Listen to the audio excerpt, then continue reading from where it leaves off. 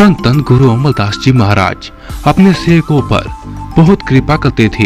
वो सबको वरदान और बख्शीश से फल देते थे। थोड़ी सी सेवा से ही खुश हो जाया करते थे और अपने सामने किसी भी दुखी, बेसहारा, बेघर इंसान की मान सम्मान और इज्जत गुरु के घर में पूरी करते थे। जिसकी टांगे काम नहीं करती थी, जिसकी आंखें नहीं थी, जिसके शरीर पर कोढ़ हो चुका था, ऐसे दुखी इंसान जब गुरु जी की महिमा सुनते तो उनके मन में एक नई आशा उठती थी। जब उन्हें ये पता चलता था कि गुरु जी अपने एक वचन से अंधों को आंखें और लंगड़ों को टांगे देते हैं, तो दूर दूर से लोग गुरु की नगरी गोविंदवाल साहिब की ओर चल पड़ते, जिन्हें उनके अपने घरों से निकाल दिया गया था और जिन्हें समाज किसी काम का नहीं समझता था। वही लोग गुरु जी के शहर को अपना असली घर मान लेते थे और किसी भी हालत में वहीं पहुंचना चाहते थे, चाहे रास्ता कितना भी कठिन हो, चाहे धूप हो या बारिश, चाहे तूफान हो या कड़ाके की ठंड। वो हर हालत में गुरु जी के दरबार तक पहुंचने का प्रयास करते थे। जो इंसान मन में पक्का निश्चय कर लेता था कि आज वो अपना दुख दूर करवा कर ही जाएगा, उसका काम गुरु जी की कृपा से जरूर बनता था। इस संसार में सबसे बड़ा दुख शरीर का रोगी होना माना जाता है, क्योंकि जिसका शरीर ठीक होता है वही संसार के साथ कदम से कदम मिलाकर चल सकता है और उसी को समाज में इज्जत मिलती है।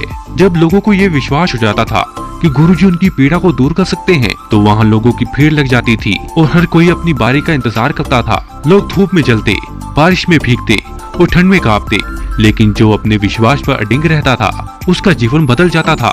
गुरुजी की बेटी भानी जी अपने पिता का बहुत ख्याल रखती थी और किसी भी दूसरे व्यक्ति को उनके पास नहीं आने देती थी, क्योंकि वो सारी सेवा खुद ही करना चाहती थी। नहलाना, मालिश करना, सिर धोना, पानी भरना जैसे सभी काम वो सुबह से लेकर रात तक अपने हाथों से ही करती थी और सेवा में कभी भी कोई कमी नहीं आने देती थी। एक दिन बीबी भानी जी ने गुरुजी से कहा कि पिताजी, हमारे चाचा ताऊ बहुत अहंकार में रहते हैं, महंगे कपड़े पहनते हैं और सोने के गहनों से सजे रहते हैं और हमें नीचा दिखाने की कोशिश करते हैं। मैंने आपको कभी भी केवल पिता की नजर से नहीं देखा, बल्कि हमेशा गुरु मानकर ही आपकी सेवा की है और बचपन से ही आपके चरणों में रहकर सेवा करती आ रही हूँ। मेरा विवाह हो चुका है, मेरे 3 बच्चे हैं, मेरे पति ने भी आपकी सेवा की और कोई कमी नहीं छोड़ी, फिर भी मैंने आज तक आपसे कुछ नहीं मांगा। ये सब कहते हुए बीबी भानी जी सरसों के तेल से गुरु जी की मालिश कर रही थी और अपने मन की बात विनम्रता से उनके सामने रख रही थी। तभी गुरु जी ने मुस्कुराते हुए कहा कि पुत्री, सेवक का फर्ज होता है कि वो अपने गुरु से मांगे और अपनी जरूरत को कभी नहीं छुपाना चाहिए। जो भी मन में इच्छा हो उसे बिना किसी डर के अपने गुरु के सामने रखना चाहिए, क्योंकि अगर गुरु अपने सेवक की इच्छा पूरी नहीं कर सके तो फिर सेवा का क्या महत्व रह जाता है। आगे से अपनी बात कहने में कभी भी देर मत करना और जो भी चाहिए उसे निडर होकर मांगना। ये कहते हुए गुरुजी ने सामने की ओर इशारा किया और कहा कि वहाँ देखो।